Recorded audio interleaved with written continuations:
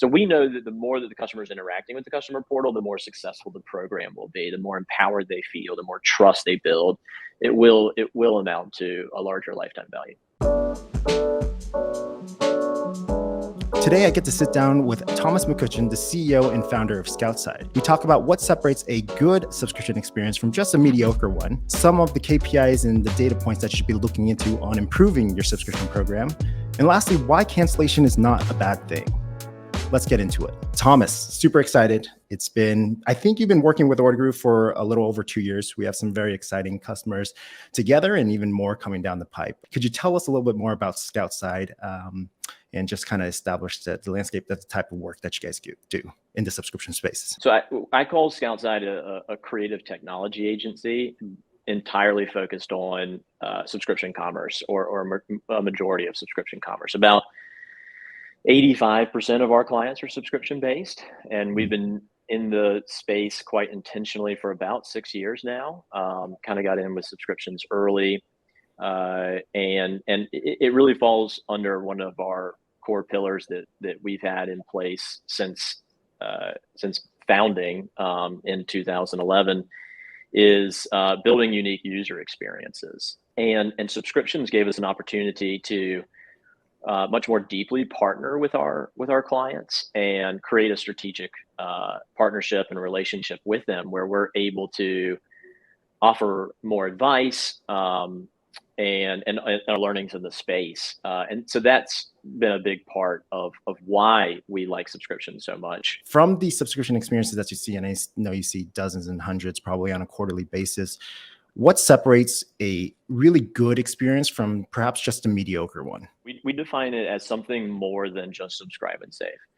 That's good. It gets you launched. It can start to set customers up in a recurring fashion. It's a good fit for plenty, but it also gets overused and therefore becomes less unique. It's a kind of an expected experience. It also has the merchant discounting the product, which has its own complexities to it. A lot of merchants are discount adverse. It teaches customers to wait for the next discount. It cheapens the product. It can hurt trust between retail price and a different price. But what we're looking for is just other more intentional ways to onboard customers as subscribers.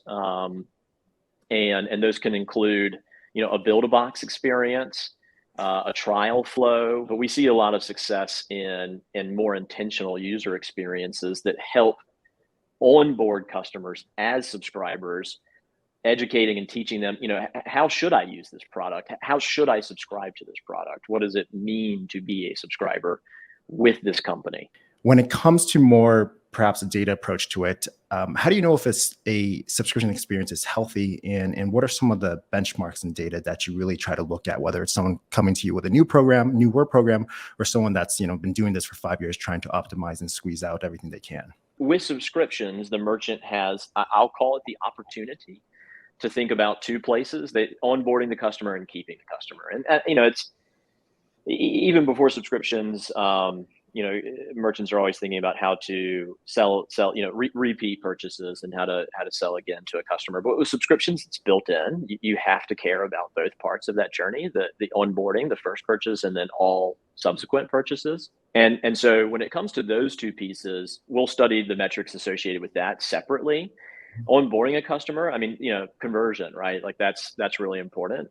So you've got convincing that this brand and product is worth purchasing, education on the product and the brand, how to subscribe, and then onboarding them into a subscription. So so we want that conversion, just as high as industry standards.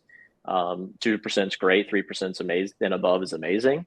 And then when it comes to the post-purchase experience, we start talking about churn. These are the easy metrics to focus on immediately. And churn's is very relative to the product and the consumption rate or use rate. We like to see at least 3 orders and then we go to work. Then we go improve that. And so those are key. Under that, within the customer portal, what we like to see is just logging in and interactions. So we know that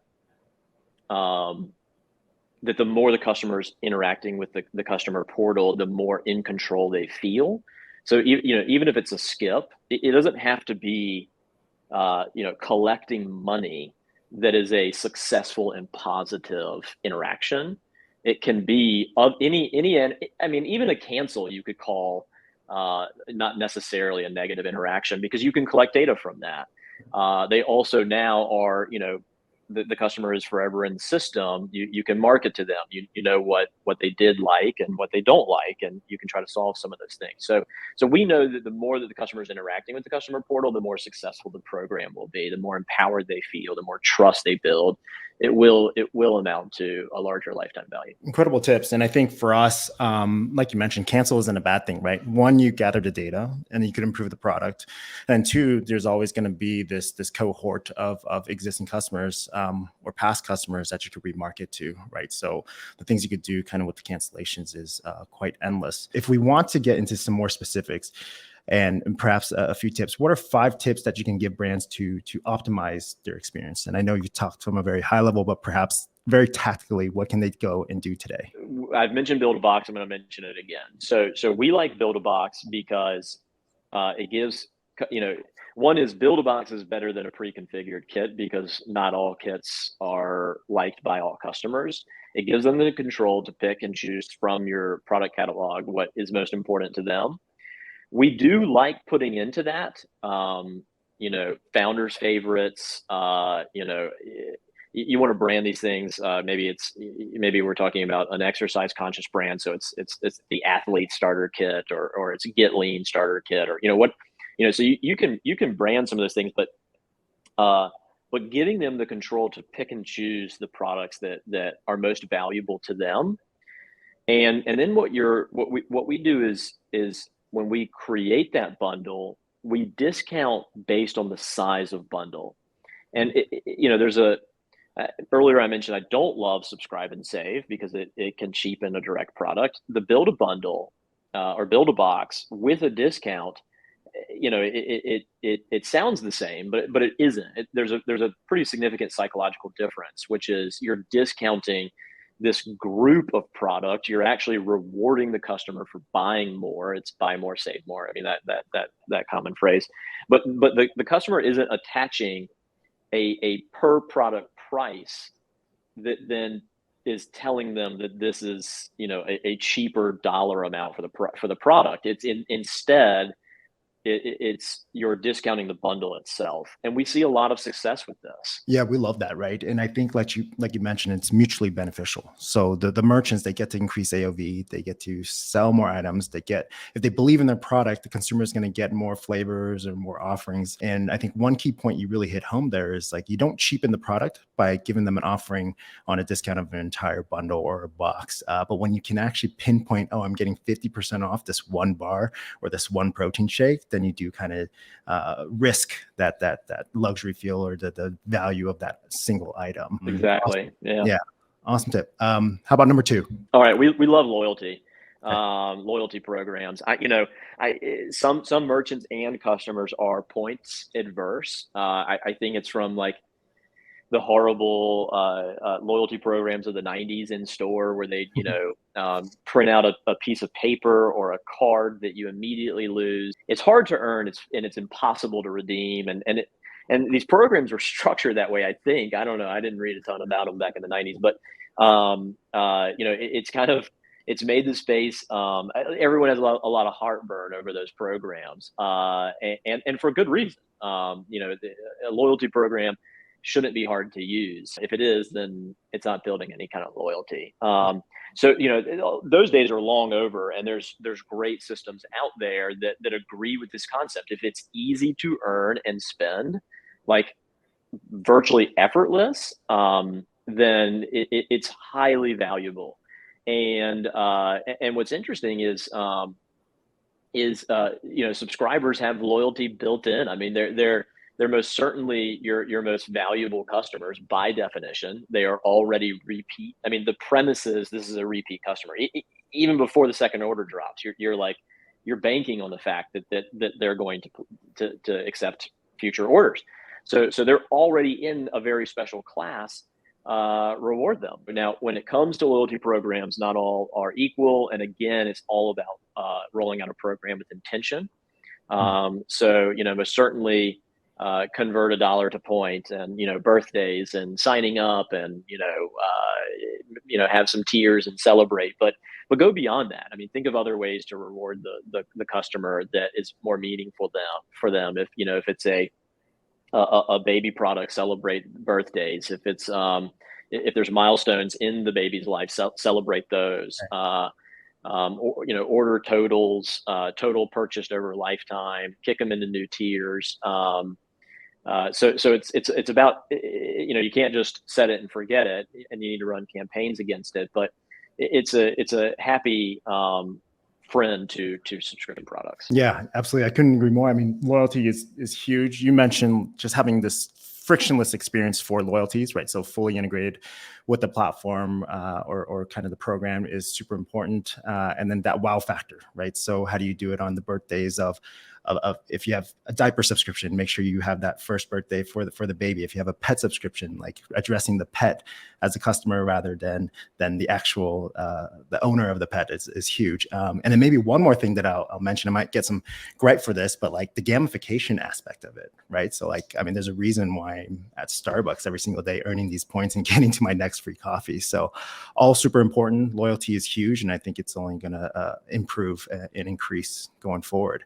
Tip number 3. I'm going back to the customer portal, Cool. and so enhancing the customer portal, and it's kind of a culmination of everything we're saying. Again, it's where a majority of their life is spent. We've worked with merchants that you can only subscribe to their products. We've worked with a merchant that after the first purchase, you're actually locked out of the storefront. So, we worked on a huge scale of what it means to be a subscriber. And we see these customer journeys be 95% of the customer portal. And we actually want to draw them in there. So whether it's part of a digital membership or maybe we will call a subscription program a membership. We'll embed loyalty in there. So maybe there are tiers to the membership, and you can earn. At the lower tier, you're earning a point per dollar. Middle tier, you're earning 2 points per dollar. The higher tier, you're earning 3 points per dollar. We'll add in there gated content. If it's a consumable product, then you can gate recipes, how to use. If it's a health company, you can gate videos on exercise how-tos, how to use the product within your exercise. We've worked with great brands that are backed by celebrities or influencers, have access to videos produced, special content produced by those individuals directly related to the product you're subscribing. We've gone even as far as at like off menu memberships, having one-on-one sessions with influencers, literally on a Zoom call, maybe once or twice a year. So we're looking for ways to enhance the post-purchase experience that makes you actually want to keep going back in there, Right. And feel comfortable and confident with that interaction, having your credentials ready, logging in, reviewing what's about to happen next, seeing all of that, when it's going to happen, when you're charged, when the order is going to drop, when you might get charged, what's inside that order, and quick one-click actions, delay 30 days, delay 2 weeks, positive decisions that aren't just cancel. And we know that these work. The more a customer is inside the customer portal, the more they feel in control, the more the trust grows, and the longer they'll stick around. They'll start taking actions other than cancel. Tip number 4. Meet customers where they are. Email's good, but it's crowded. SMS is better. and this kind of goes under the umbrella of control and therefore trust, but give them access to quick and common actions. Let them, give them notice about an upcoming order. I know merchants face a really tricky decision between, do we talk about the upcoming order too much and therefore they cancel beforehand, or is this really empowering them? I mean, if the product's good and it's replenishing and they like it, they're going to buy it again. If you give them too much of it, they'll cancel.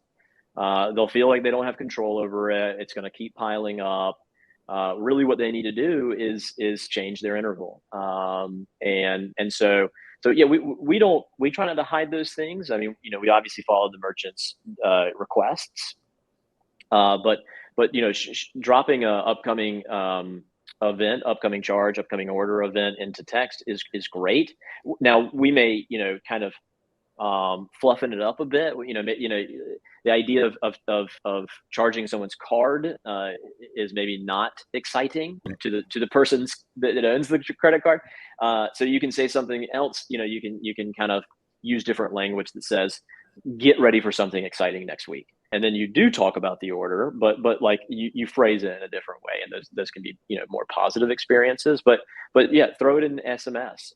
Give them more control, give them more awareness, and so leverage SMS. And over communicating, right? I mean, when we talk about relationship commerce, it really is the touch points post purchase on building that relationship. So it's counterintuitive, but I think it's getting pretty obvious now, where you're really trying to extend LTV, not mitigate churn, which is kind of interesting. So giving them the option to skip, giving them the option to cancel and come back sometimes is even super important, right? So the more you communicate, the more they'll likely come back even if they cancel. Awesome tip. And how about the last one? I was kind of dipping into it a bit, but Ordergroove has some really cool features, that kind of go under the umbrella of AI, and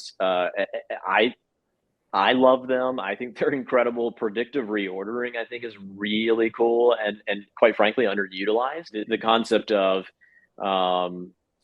we think you might need this based on, it's not based on just a standard interval calendar or interval drop down.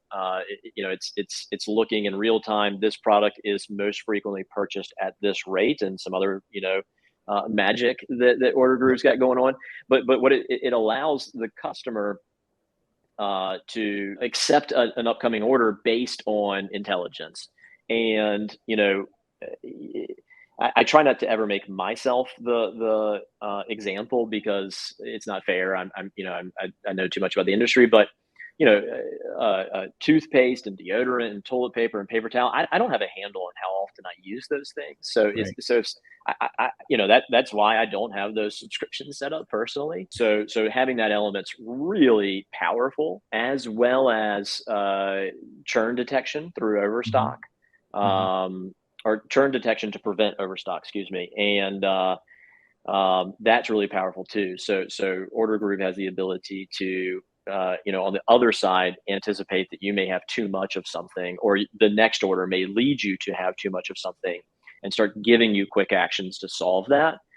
It's proactively matching your consumption rate, or the average consumption rate based on the needs of the product, and that is a very, very positive experience. Yeah, and I know we invest a lot on our end, what we call Anticipate AI, right? So everything that you mentioned today, tip 1 through 4, on the way people interact with brands, the customer portal, what we call the SMI, like we're trying to put together an aggregate of their quote unquote churn score, or the likelihood of them staying or being overstocked, spitting out the score, and then hopefully you as an agency can take action on behalf of your merchants to make sure you're extending LTV. So I'm glad you leverage the power of that. I think it's something we definitely invest in. We're just scratching the surface on exactly what we can do, but it's a exciting part of subscriptions as the space continues to grow. So I think we're at time.